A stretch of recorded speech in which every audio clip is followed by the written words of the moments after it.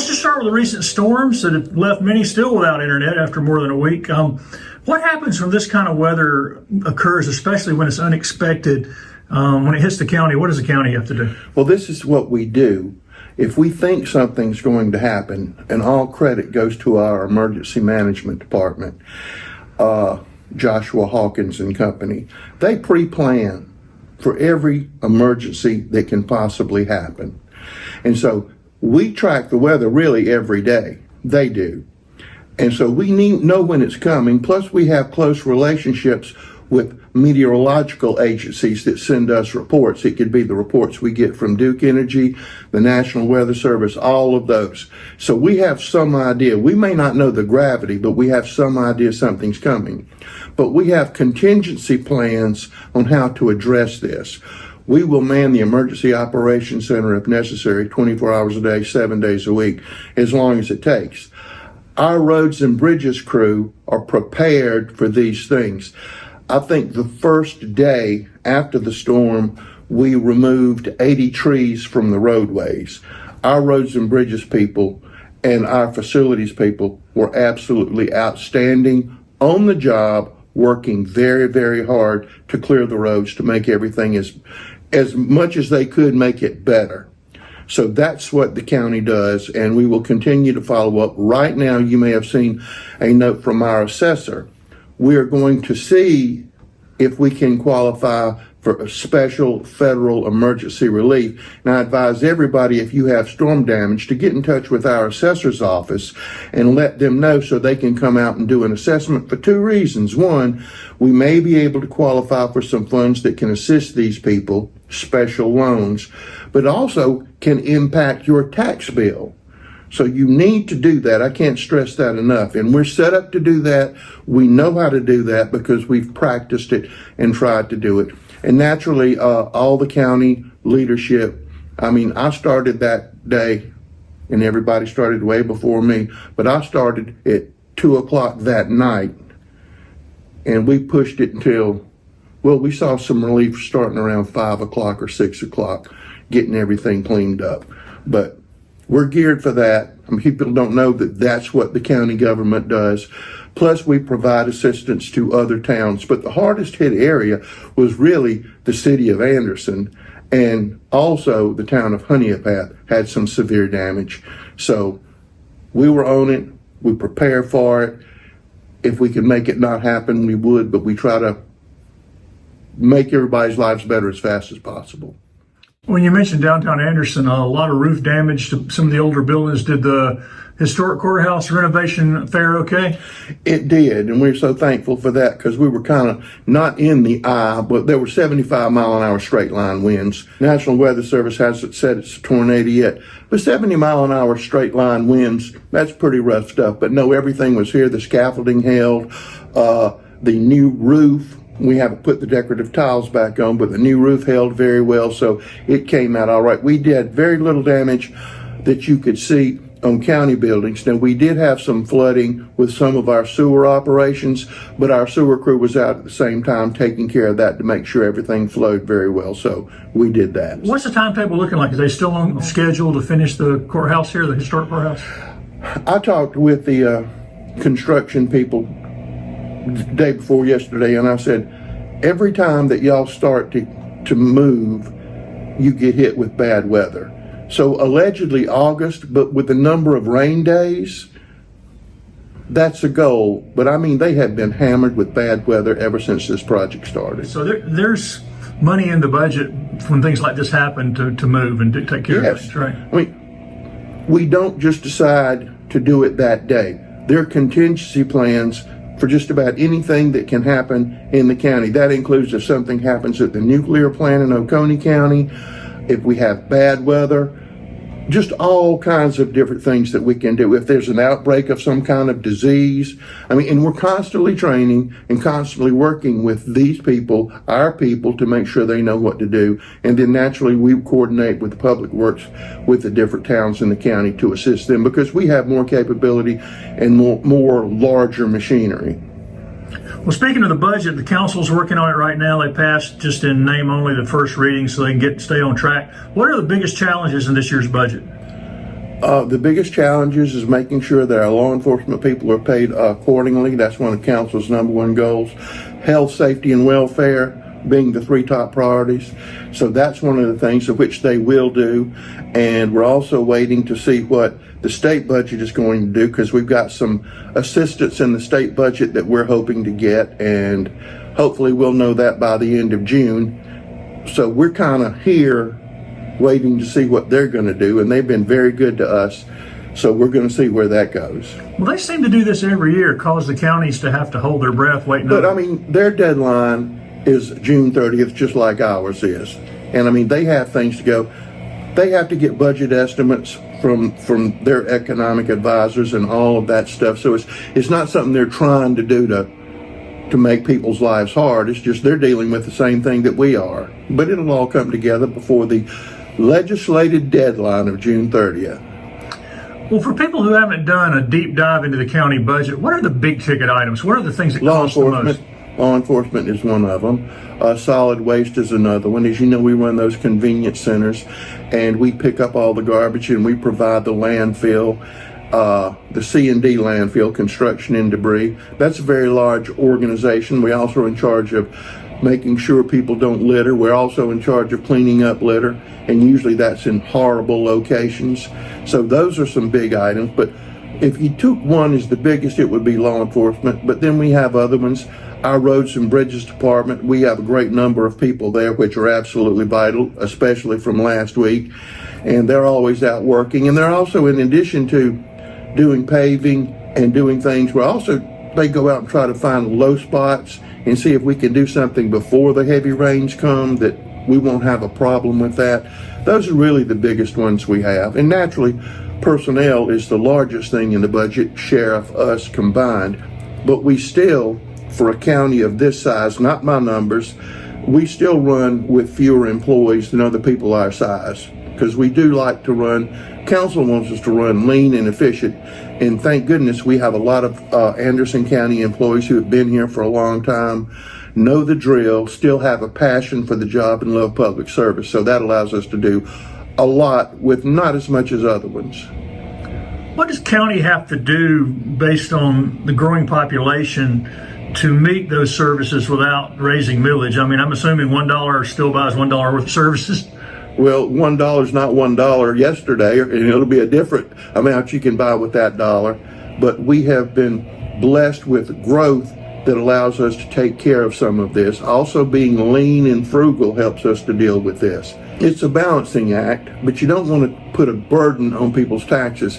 One of the great things that we have is because of the number of industries that have come in, that's provided more income for the county, a whole lot of income. And so that's basically it. How critical is the road referendum in November to the future roads in the county? I know council's leaving it up to voters. What do they need to know about the cost of roads and what happens if this doesn't pass? Two things. The state is doing a lot of paving in Anderson County right now. Whitehall, 29, a whole lot of other places that the state money is now showing up big time in Anderson County, and I think it's visible. But if somebody told me it really doesn't matter unless they're paving the road in front of your house. But the other thing is, we already know in the state budget, one of the things that we're waiting to happen, I think we're going to be blessed with more money from the state to put on county roads. $9 million extra is what I'm thinking right now.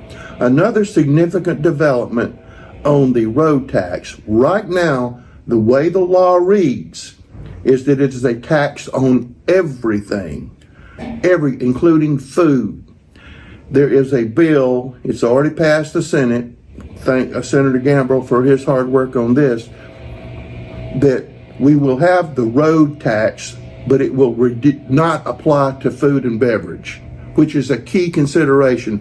Will it reduce the amount of money the county gets? Yes, but it will not be a burden on people to eat and drink and things like that.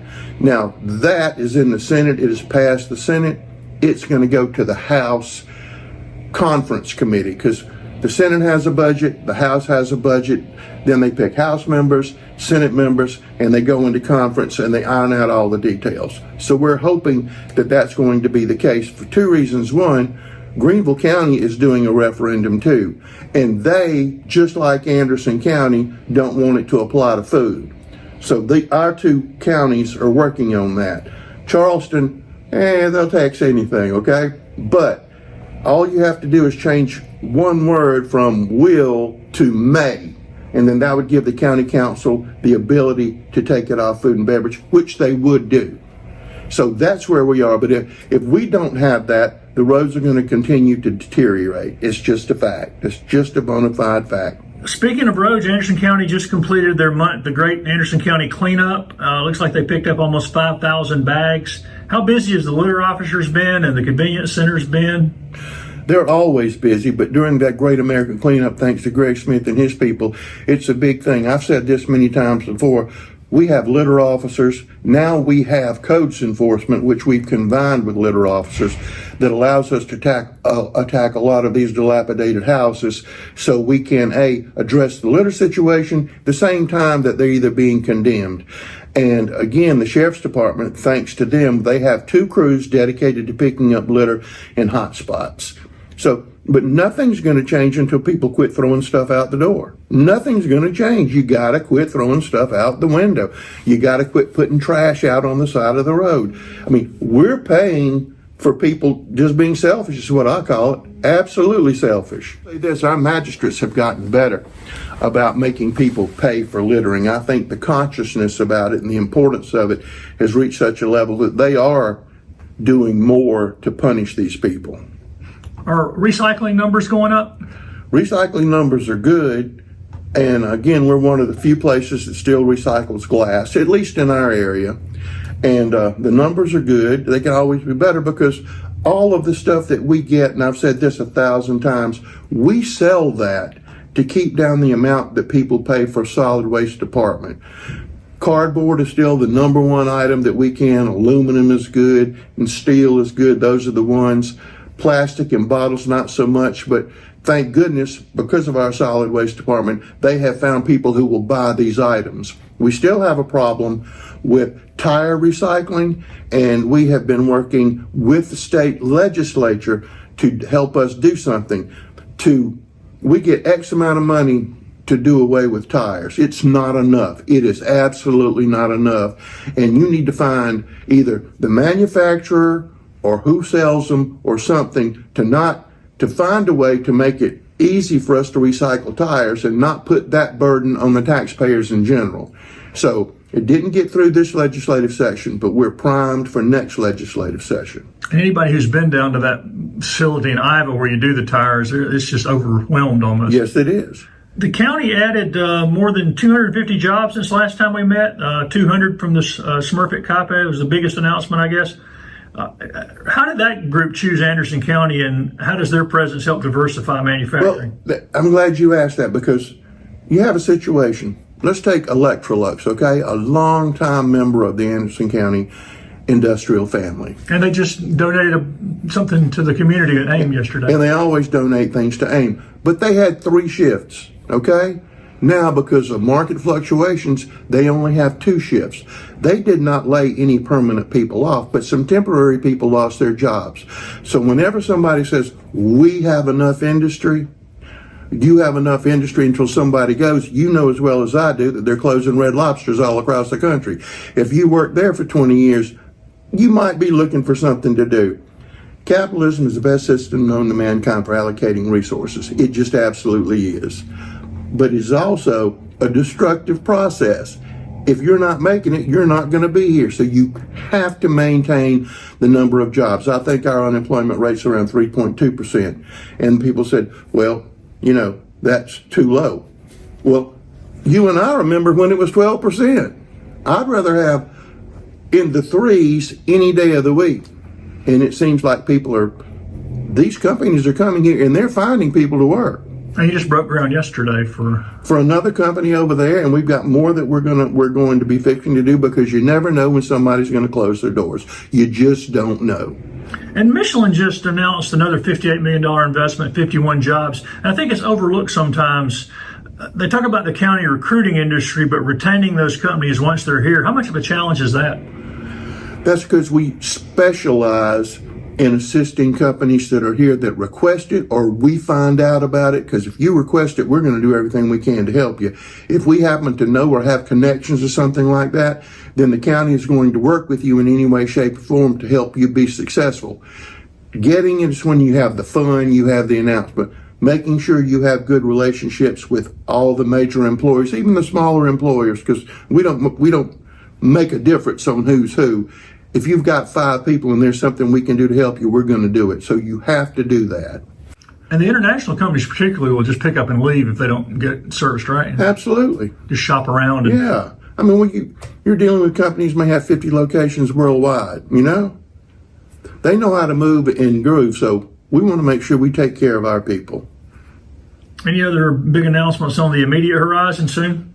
Well, we have some announcements. To me, tourism, industry, all of that's economic development.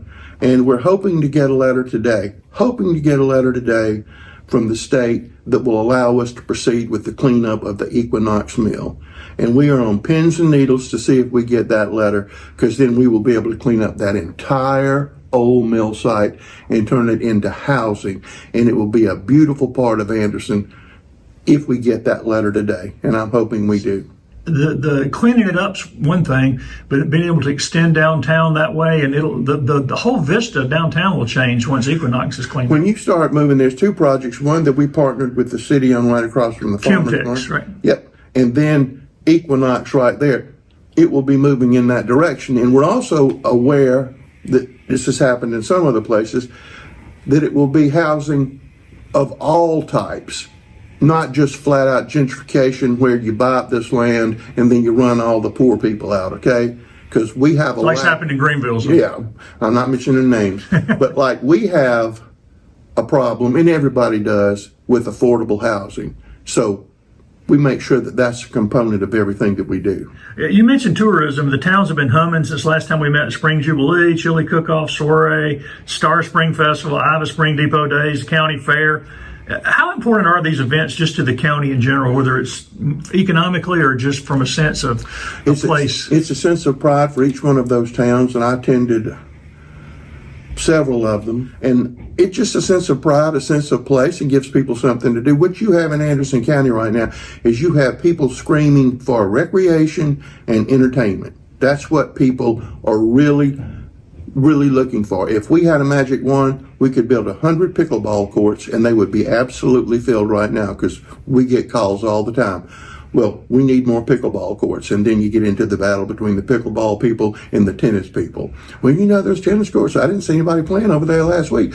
You could put there, yeah, but then, so it's fun. As a matter of fact, we're getting a grant from the South Carolina Tennis Foundation to encourage young people to play tennis, and specifically disadvantaged communities, to get them to take up tennis. So we're kind of excited about that. Well, and even though pickleball is sort of the trendy thing right now, tennis is, again, one of those sports you don't have to have a lot of money to play. You can add courts. No.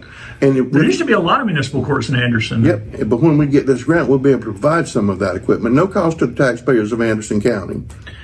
And that, speaking of that, talking about outdoor things, Belton is adding that kayak paddleboard kiosk soon for those who want to enjoy the Saluda River but can't afford a boat. I think that is, and that's a beautiful stretch of river. But another thing, Pelzer, the dam at Pelzer, the private power company, is doing the portage now. It's under construction right now.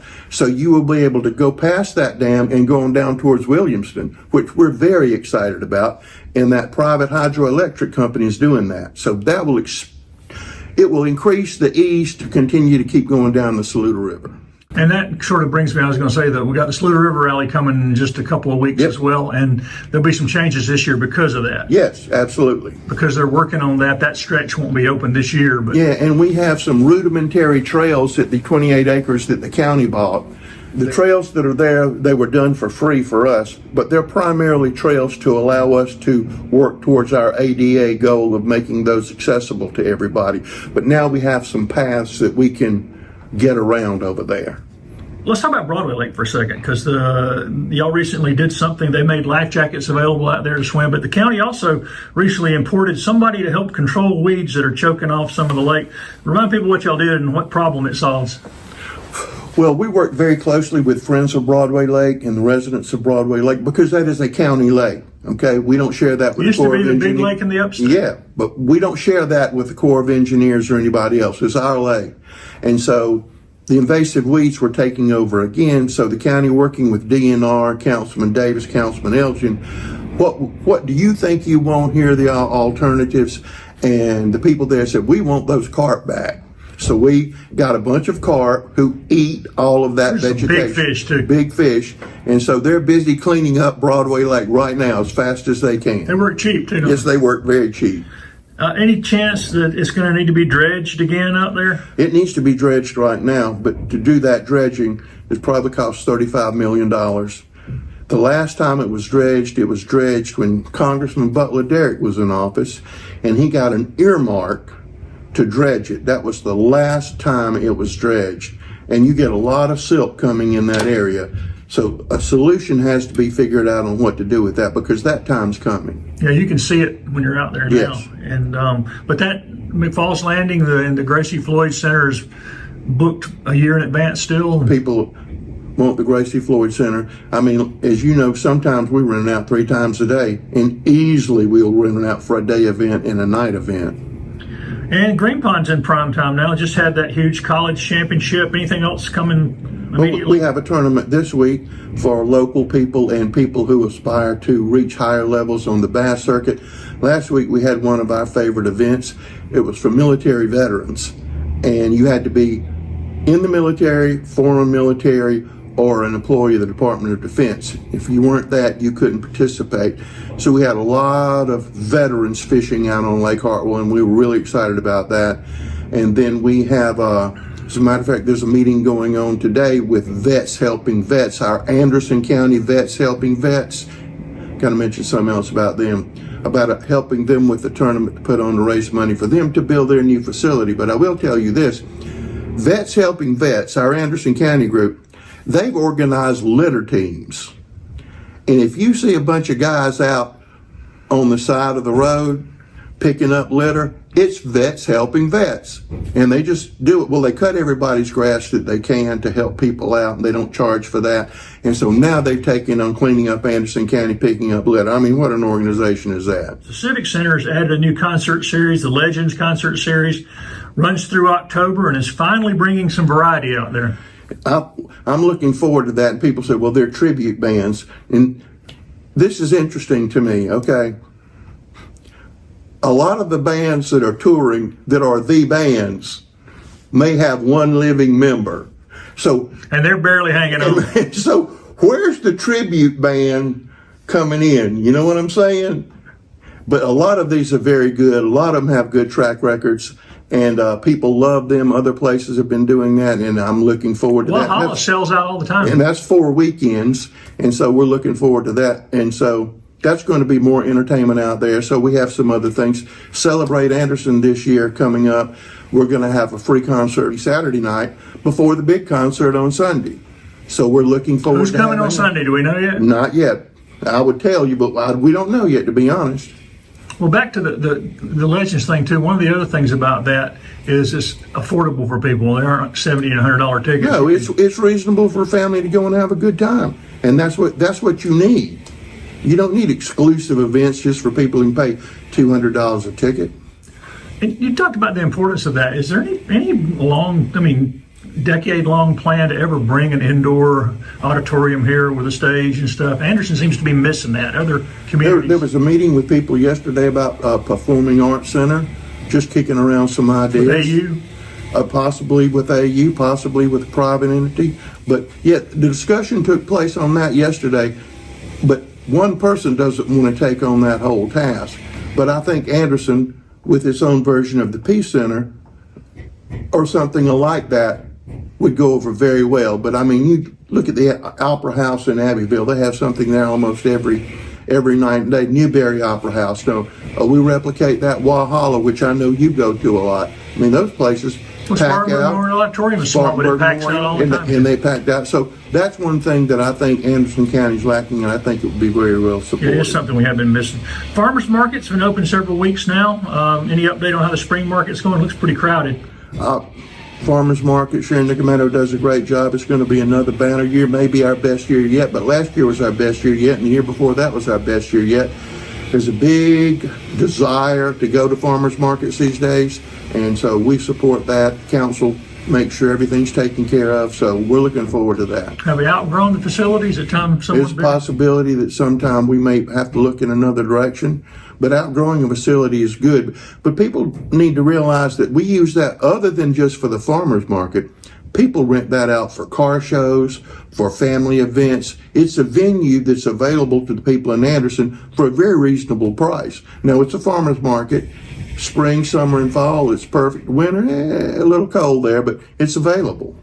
Any chance you could do a farmer's market app that just told you when the summer tomatoes were there? No, but I have somebody who calls me as soon as they're in. That's the number one question in the whole world. It is when the summer tomatoes coming in. Guy told me second week of June were the earliest ones, so he told me the other day.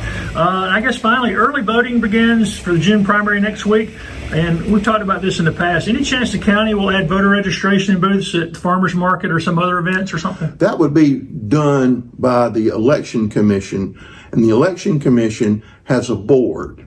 And that board is appointed by the legislative delegation. And if they would like to put up a place to register at the farmers market, we would invite them to come all day long. And they're very agreeable and they work very hard. The director there is very user friendly.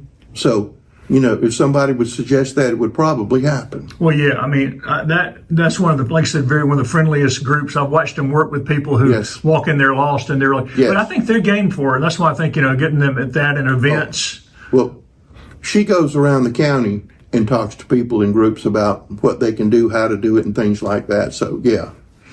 Anything else going on we hadn't talked about? I think that's enough for today, but we don't know what the afternoon's going to bring, so it ought to be filled with fun and frolic. So we should know about Equinox next time. I hope to know today. I'm really hoping that we get that letter today. And that letter will tell you if you got the tax credit or... That's exactly what it will tell us. And I'm also have some wonderful news that's going to happen in the Honeypath area, but I can't release that yet. And we also have, and not me because I'm keeping it a secret, and we have a wonderful announcement that's going to be coming up in Belton pretty soon, so we're excited about that. We're excited about the oil mill property being cleaned up. We're very excited about that. And It looks so much better. It looks so much better. It's just, and you don't realize how big that area is until you go see it. I told you about what's happening. The Shady Mills up there looks good. If you looked at what they've done up there already, it looks Oh, pretty it looks good. very good. County participated in that. And so we're very happy about that. There's a lot of good things going on in Anderson County. Are we having issues with growth? Yes, we are, but at least we're not having issues with no growth, or we don't have anything for our people to do. And we can hear it in the background the entire time we've been talking. Absolutely.